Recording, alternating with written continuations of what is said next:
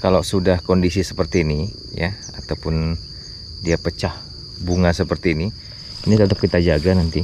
Bahkan kita punya program nanti di sini adalah pembuahan di luar musim. Kita lagi beberapa pohon kita trial. Ini 828. Yuk, mari berbagi rasa dan berbagi cara.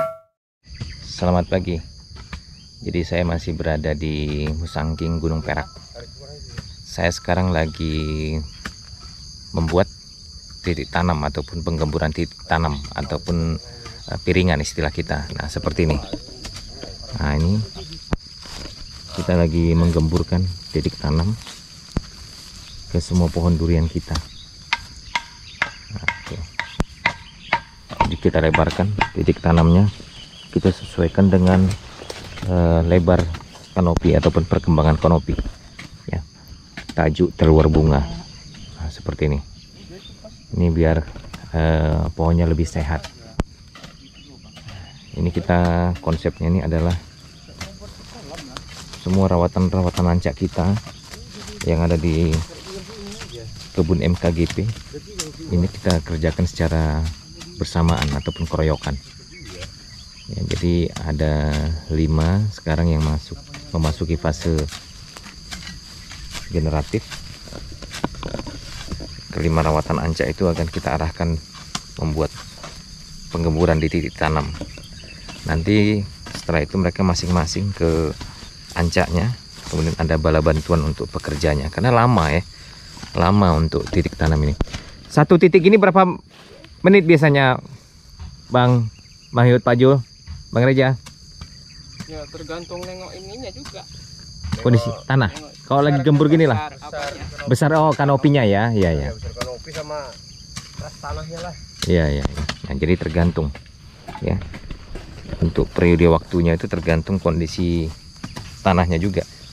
Memang tadi malam ini kondisi gerimis ya, jadi tanahnya itu agak lembek ataupun lembut, sehingga memudahkan mereka ya, kecepatannya bertambah untuk membuat satu penggemburan titik tanam. Nih.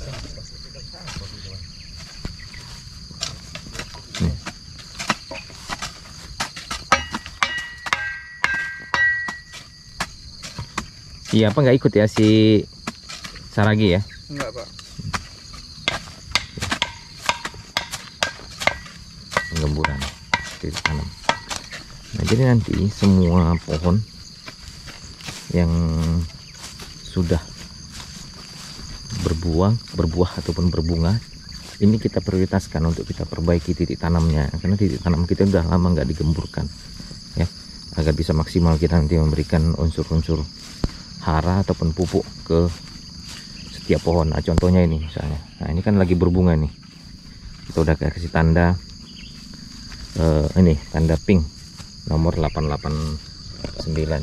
Ini bunga semua ini, bunga semua ini ya.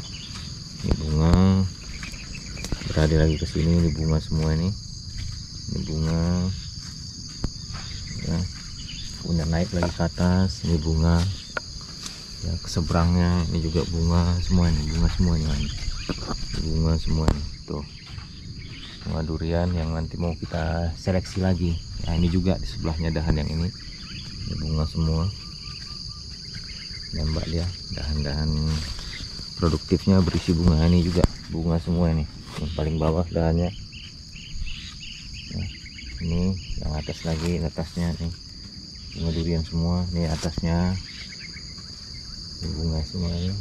Kemudian ini lagi bunga lagi nih sampai ke ujung sana. Nah, nanti kita perbaiki semua nanti ini piringannya. Jadi piringannya kita perbaiki untuk bisa menghasilkan pohon durian yang buah durian yang bagus ini bunganya. Jadi kita punya prinsip, kalau kita lagi membungakan atau ingin membuahkan durian ya, kita harus menyiapkan daunnya juga harus sehat, karena tanpa ditopang ataupun tanpa didukung oleh daun yang sehat, maka proses fotosintesis ataupun kesehatan pohon secara umum tidak akan bisa maksimal, sehingga berpengaruh kepada kualitas buah yang dihasilkan nanti. Nah, itu penting ya. Jadi titik tanam itu memang harus kita jaga agar senantiasa gembur, agar buah yang dihasilkan nanti bisa maksimal. Ini beberapa pohon kita ya, karena memang pohon kita ini sebelum kita buahkan, kita ada treatment untuk stressing air. Jadi dampak dari stressing air itu ya, pohon itu daunnya pasti tidak seperti biasanya, daunnya maksimal lebarnya ya, dia airnya kan dikurangi sehingga dia stres. Kemudian kita berikan pupuk-pupuk dengan kandungan fosfat dan kalium yang lebih besar sehingga bisa pohon itu beradaptasi dan menghasilkan bunga. Nah, ini juga kita kasih tanda warna pink, ini nomor 884. Kita coba periksa. Nah, ini dia nih, ini udah keluar bunganya ya, bunga-bunga dari pohon ini. Nah, di atas juga ada ya, ini juga. Nah, ini pohon-pohon yang sudah diberikan tanda warna pink itu adalah pohon-pohon yang sudah mengeluarkan mata ketam ataupun bunga. Tapi itu belum dicat itu, tapi udah ada bunganya. Gampang cara melihatnya, dari jauh kita udah tahu nanti, oh itu lagi berbunga, oh itu lagi dalam proses program misalnya. Karena kita semua pohon yang kita program pembuahan ataupun kita memasuki fase generatif, kita berikan tanda ini sebenarnya, tanda pita merah, untuk memantau perkembangan day per day-nya ya, hari per harinya pohon yang kita program itu. Ya, namanya program. Ada juga yang belum keluar mata ketamnya ataupun cikal bakal bunganya. Nah, seperti ini. Ini udah kita cat berwarna pink.